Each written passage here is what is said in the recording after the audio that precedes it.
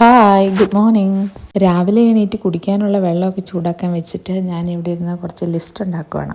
ഇന്ന് ചെയ്തു തീർക്കാനുള്ള പണികളാ. ലിസ്റ്റ് ഉണ്ടെങ്കിൽ എളുപ്പമാണ്, അത് നോക്കി അങ്ങോട്ട് ചെയ്താൽ മതിയല്ലോ, അല്ലെങ്കിൽ ചിലപ്പോൾ പലതും മറന്നു പോകും. ഞാൻ പറഞ്ഞിരുന്നില്ല ഇവിടെ പെയിൻറ്റിങ് നടക്കുവാന്ന്. അതിൻ്റെ കൂടെ തന്നെ എൻ്റെ കുറച്ച് പണികളും എല്ലാം കൂടെ ആയിട്ട് ഒട്ടും സമയം കിട്ടുന്നില്ലായിരുന്നു. അങ്ങനെ 2-3 ദിവസമായി വീഡിയോ ഇട്ടിട്ട്. അതിൻ്റെ ഫലമായി കുറച്ച് സബ്സ്ക്രൈബേഴ്സൊക്കെ പിണങ്ങി പിരിഞ്ഞു പോയി എന്നെനിക്ക് മനസ്സിലാക്കാൻ പറ്റി.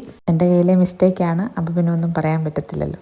മക്കൾക്ക് സ്കൂളിലേക്കുള്ള സെപ്പറേറ്റ് ഫുഡ്.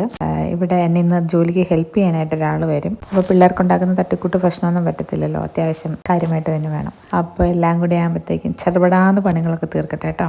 ഇന്ന് രാവിലെ നല്ല തലവേദനയാകും എന്നറിയാവുന്നതുകൊണ്ട് മീൻകറിയൊക്കെ തലേദിവസം വെച്ചു. അപ്പോൾ ഇനി രാവിലെ ഇച്ചിരി കപ്പ ഉണ്ടാക്കണം, ദോശ ഉണ്ടാക്കണം. ദോശയ്ക്ക് സാമ്പാറും തലേദിവസം റെഡിയാണ്.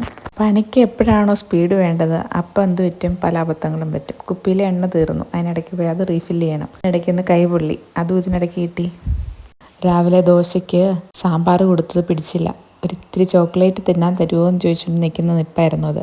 ദോശ വിത്ത് ചോക്ലേറ്റ്. ഞാൻ ഇറ്റലിയിലായിരുന്ന സമയത്ത് എനിക്ക് ഭയങ്കര ഇഷ്ടമുള്ള ഒരു ബ്രേക്ക്ഫാസ്റ്റ് ആയിരുന്നു ബ്രെഡും ന്യൂട്ടലയും. അത് ഞാൻ നന്നായിട്ട് കഴിക്കുമായിരുന്നു. എൻ്റെ ഓർമ്മ ശരിയാണെങ്കിൽ അവൻ ഫുഡ് കഴിക്കാൻ തുടങ്ങിയ സമയം മുതൽ എൻ്റെ ന്യൂട്ടല തീറ്റ അവസാനിച്ചു. അന്ന് മുതൽ എനിക്ക് അവനായി തിന്നൽ. ഇപ്പം ആ ന്യൂട്ടല കഴിക്കാനായിട്ട് തേച്ച് കൊടുക്കുന്നു എന്നല്ലാതെ നമുക്കൊന്നും തൊടാൻ പോലും കിട്ടാറില്ല. അങ്ങനെ ഏതാണ്ട് കുക്കിംഗ് എല്ലാം അവസാനിപ്പിച്ചു. അപ്പോഴത്തേക്കും നമ്മുടെ ഹെൽപ്പ് ചെയ്യാനുള്ള ആളൊക്കെ എത്തിയിട്ടോ. വേണ്ട ഇവിടെ ഇതാണ് നമ്മുടെ പരിപാടികൾ നടക്കുന്നത്. ഇത് കാണുമ്പോൾ എനിക്ക് ഞങ്ങളുടെ ഹൗസ് വാമിങ്ങിന് മുമ്പ് അവസാന പെയിൻറ്റിങ് പണിയുടെ കാര്യങ്ങളൊക്കെ ഓർമ്മ വരും. എൻ്റെ കിച്ചണിലുണ്ടായിരുന്ന സ്റ്റിക്കറെല്ലാം വലിച്ചു പറിച്ച് കളഞ്ഞു. അതിനെല്ലാം ഒരു മഞ്ഞ കളറായിരുന്നു. ഇതാണ് എൻ്റെ ബെഡ്റൂമിൻ്റെയൊക്കെ ഒരു അവസ്ഥ. എങ്ങനെയുണ്ട്? അടിപൊളിയല്ലേ? അടുത്ത വീഡിയോ കാണാം കേട്ടോ.